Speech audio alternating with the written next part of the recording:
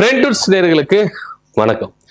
விஜய் சங்கீதா விவாகரத்து வழக்கு ரொம்ப தீவிரம் அடைஞ்சிருக்கு அப்படின்னு சொல்லலாம். ஏன்னா களத்துல இந்திய ஜனநாயக மாதர் சங்கம் இறங்கி இருக்கிறாங்க.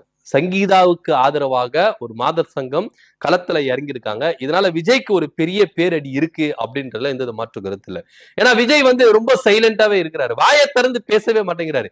எப்பா கட்சி பிரச்சனைக்கும் நீங்க பேச மாட்டேன்றீங்க, உங்க சொந்த பட பிரச்சனைக்கும் பேச மாட்டேன்றீங்க, குடும்ப பிரச்சனையிலே பேச மாட்டேன்றீங்களே ஏன் அப்படின்னு மாதர் சங்கம் சர்ற மாதிரியான கேள்விகளை கேட்டிருக்கு. இதனால விஜய் அவர்கள் கொஞ்சம் பீதி அடைஞ்சிருக்கிறார். ஏன்னா மாதர் சங்கம் களத்துல இறங்கி இருந்தனால விஜய் அவர்கள் கொஞ்சம் பீதி அடைஞ்சிருக்கிறத இங்க பார்க்கதான் செய்யறோம்.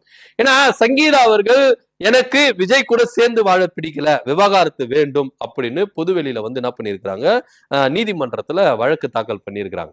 இதுல பல முரண்பாடுகள்லாம் இருக்குது. சங்கீதா வைக்கிற குற்றச்சாட்டுக்கும் சரி, விஜய் தரப்புல இருந்து வைக்கிற குற்றச்சாட்டுக்கும் சரி, பல முரண்பாடுகள் இருக்கு. அது ஒரு புறம் இருக்கட்டும். ஆனா சங்கீதா அவர்களை சமூக வலைதளங்களை தாவேக கட்சியினர் ரொம்ப தவறாக பேசிட்டு வராங்க.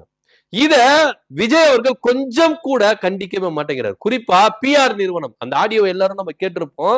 நம்ம ஃப்ரெண்ட்ஸ்ல இதுக்கு முன்னாடி என்ன பண்ணிருக்கோம், அதை பத்தி பேசியிருக்கோம், பதிவு அந்த ஆடியோவும் போட்டிருக்கோம். சோ அந்த ஆடியோல பிஆர் நிறுவனம் தெள்ள தெளிவா சொல்லுது, இது திமுக சதின்னு நீங்களே என்ன பண்ணுங்க, கொளுத்தி போடுங்க. ஏன்னா இவங்க எப்படி ரூட்டு பிடிக்கிறாங்க பாருங்களேன். இப்போ நம்ம ஸ்டாலின் ஐயா சகோதரி செல்வி இருக்காங்கல்ல, அவங்களும் சங்கீதாவும் ஆரம்பத்துல இருந்தே ஃப்ரெண்டா இருந்திருக்கிறாங்க. அவருடைய கணவருடைய இறப்புக்கு சங்கீதா வந்திருந்தாங்க. அப்போ விஜய் என்ன சொன்னாங்க, பரவாயில்ல அரசியல் காழ்ப்புணர்ச்சி விஜய்க்கு இல்ல, தன்னுடைய மனைவி அனுப்பி என்ன பண்ணாரு, ஆறுதல் தெரிவிச்சாரு அப்படின்னு பேசினாங்க. இதே டிவிக்கு பேசினாங்க, அதுல எந்த வித மாற்று கருத்து இல்லை. ஆனா இன்னைக்கு அதே சம்பவத்தை வச்சு திமுக கூட கோத்துடுறாங்க. நாங்க சொன்னோம்ல, சங்கீதாவுக்கும் முதல்வர் ஸ்டாலினுடைய சகோதரிக்கும் தொடர்பு இருக்குன்னு, அவங்க கணவர் சாவுக்கு போயிட்டு வந்தாங்க பாருங்க அப்படின்னு வீடியோக்களை போட்டோக்களை என்ன பண்றாங்க, சோசியல் மீடியால திரும்பி வராங்க. சங்கீதாவை கேவலமா பேசுறாங்க.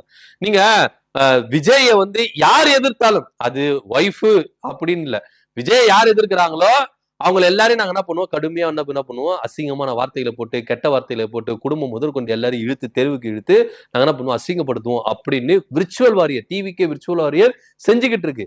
ஏங்க உங்க தலைவரோட ஒய்ஃபுங்க, அவங்க ஒரு பெண்ணு.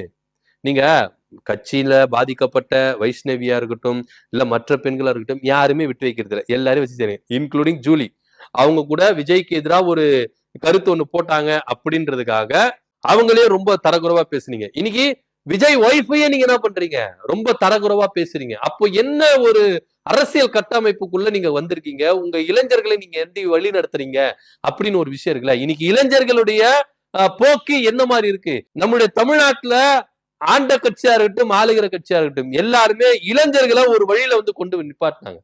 இன்னைக்கு நம்மளா சரி இல்ல நம்முடைய பெற்றோர் சரி இளைஞராக இருக்கும் போது அவங்கள இந்த கட்சியினர் இந்த ஆட்சியினர் இருக்கும் பொழுது ஒரு கட்டமைப்புக்குள்ள ஒன்றுலன்னா எப்படி எல்லாம் போயிருக்கும், சீரழிஞ்சு இருக்கும். இன்னைக்கு இளைஞர் பட்டாளம் அந்த அளவுக்கு என்ன பண்ணிருக்கு, விஜயால சீரழிஞ்சு போயிருக்கு. ஏன்னா விஜயோட கட்சியில இருக்கிற இளைஞர்கள் எல்லாமே கண்மூடித்தனமா இருக்கிறாங்க.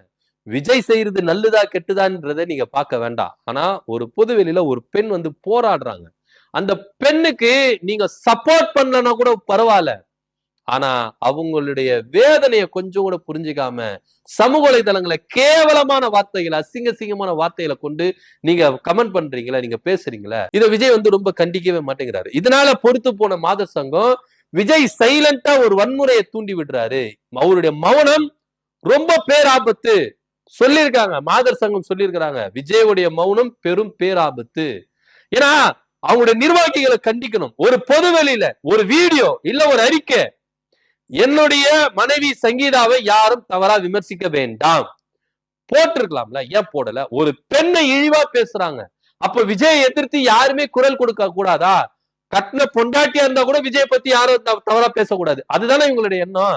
ஏன் விஜய் அவ்வளவு புனிதமானவரா, அவ்வளவு செயின்ட் அவரு, ஏன் இப்படி பண்றீங்க அப்படின்னு எல்லாருக்கும் கேட்க தோணுதுல. மாதர் சங்க களத்துல இறங்கிட்டாங்க. இனி விஜய் அவர்களுக்கு என்ன செய்ய போறாருன்னு வீதியில சுத்தி நிக்கிறாரு. உடனே ஒரு தகவல் வருது, சமரச பேச்சுவார்த்தைக்கு விஜய் தயாராயிட்டாரு. கிட்டத்தட்ட அவருடைய மனைவி, அவருடைய மகனுக்கெல்லாம் சேர்த்து 250 கோடி செட்டில்மெண்ட் கொடுக்க போறாரு அப்படின்ற தீவிர டிஸ்கஷன்ல விஜய் இருக்கிறாரு அப்படின்னு பனையூர்ல இருந்து தகவல் வருது. ஏன் இது முதல்ல செஞ்சிருக்கலாம்ல? ஏன்னா இதே சங்கீதா என்ன பண்றாங்க, அந்த எல்லாத்தையும் புட்டு வைக்கிறாங்க. இதுக்கு முன்னாடி நான் கோர்ட்டுக்கு வரதுக்கு முன்னாடி சமாதான பேச்சுவார்த்தைக்கு நான் தயாரா இருந்தேன், விஜய் வரவே இல்லை. ஆனா இப்போ மாதர் சங்கம் முதற்கொண்டு எல்லா பெண் அமைப்புகள் முதற்கொண்டு விஜய்க்கு எதிராக நிக்கிறாங்க. எந்த விஜய் தமிழ்நாட்டுக்கு ஆட்சி வந்தா பெண்ணுடைய உரிமைகளை பாதுகாப்போம், பெண்ணுக்கு நாங்க பாதுகாப்பு தருவோம் சொன்னாரோ அதே பெண்கள் அமைப்பு, ஜனநாயக மாதர் சங்கம் எல்லாமே இன்னைக்கு விஜய்க்கு எதிராக நிக்கிறாங்க. ஏன்னா விஜய் குரல் கொடுக்கல. ஒரு வீடியோ இல்ல ஒரு அறிக்கை எதனா ஒண்ணு தன்னுடைய நிர்வாகிகளை விர்ச்சுவல் வாரியரை கண்டிச்சு போட்டிருக்கணும். எந்த பெண்களையும் தவறாத பேசாதீங்க. இப்போ விஜய் என்னமா பண்றாரு, அமைதியா இருக்கிறதுனால அவர் பண்றது கரெக்ட், அவங்க எல்லாம் பண்ணது தப்பு, நீங்க திட்டுங்க. அது சங்கீதாவா இருக்கட்டும், வைஷ்ணவியா இருக்கட்டும், ஜூலியா இருக்கட்டும், யாராவனா இருக்கட்டும், நீங்க வந்து திட்டிக்கிட்டே இருங்க, என் மனைவியின் கூட பார்க்காதீங்க, திட்டுங்க அப்படின்னு தூண்டி விடுறாரா விஜய்? கேட்கிறாங்க, மாதர் சங்கம் கேட்கிறாங்க. சோ விஜய் அவர்கள் பண்றது ரொம்ப ரொம்ப ரொம்ப ரொம்ப தவறு அப்படின்றதுல எந்த வித மாற்று கருத்து இல்லை. இன்னைக்கு விஜயாலதான் இன்னைக்கு இளைஞர் சமுதாயம் சீர்கட்டு போயிருக்கு. ஏன்னா ஒரு பெண் பொதுவெளியில வந்து அவருக்கு நாங்க பொண்டாட்டியா இருப்போம்னு சொல்றாங்களே, இது எந்த அளவுக்கு கேவலமான விஷயம், எல்லாத்தையும் யோசிச்சு பார்க்கணும். இன்னைக்கு பெரும்பாலான சமூக வலைதளங்கள்ல விஜய் ஒய்ஃப் சங்கீதாவை கேவலமான வார்த்தைகளை சொல்லி என்ன பண்றாங்க, விமர்சிக்கிறாங்க. திமுக இதுல உடன்பட்டு இருக்குன்னு சொல்லிட்டு கேவலமா பேசுறாங்க. இவங்களை பொறுத்த வரைக்கும் விமர்சனங்களை ஏத்துக்குங்க சார். விமர்சனங்களை முதல்ல ஏத்துக்கிட்டாதான் நீங்க ஒரு பெரும் தலைவரா வருவீங்க. ஆனா விமர்சனமே நான் ஏத்துக்க மாட்டேன், நான் பேசுறதுதான் கரெக்ட் அப்படின்னு விஜய் ஒரு உலகத்துல இருக்கிறாரு, விஜய் நம்பி சில இளைஞர்கள் ஒரு உலகத்துல இருக்கிறாங்க. இந்த மாதிரிதான் விஜய் வந்து இளைஞர்களை வழி நடத்துறாரு, கட்டமைப்புகளை கொண்டு வராருன்னா நம்முடைய நாடு எதை நோக்கி போகும், நம்முடைய இளைஞர் சமுதாயம் எதை நோக்கி போகும் அப்படின்றத நினைச்சு கூட பார்க்க முடியல. இவரெல்லாம் முதலமைச்சர் ஆயிட்டா எப்படி இருக்கும் தமிழ்நாடு? கேவலமா இருக்கும் தமிழ்நாடு. நம்முடைய சமுதாயம் எப்படி சீர்குலைஞ்சு போகும், நம்முடைய கலாச்சாரம் எப்படி சீர்குலைஞ்சு போகும், எல்லாத்தையும் வெட்ட வெளிச்சமும் நம்மளுக்கு என்ன பண்ணுது பார்க்க வேண்டியது இருக்கு. ஆகமொத்த விஜய் அவர்கள் ஸ்பாயிலர். அவரு தமிழ்நாட்டுக்கு மட்டும் இல்ல, ஒட்டுமொத்த மனித குலத்துக்கும் ஒரு ஸ்பாயிலர் அப்படின்றதுல எந்தவித மாற்று கருத்தை இல்லை. ஏன்னா விஜய் அவர்கள் தொடர்ந்து குரல் கொடுக்க மாட்டேங்கிறாரு.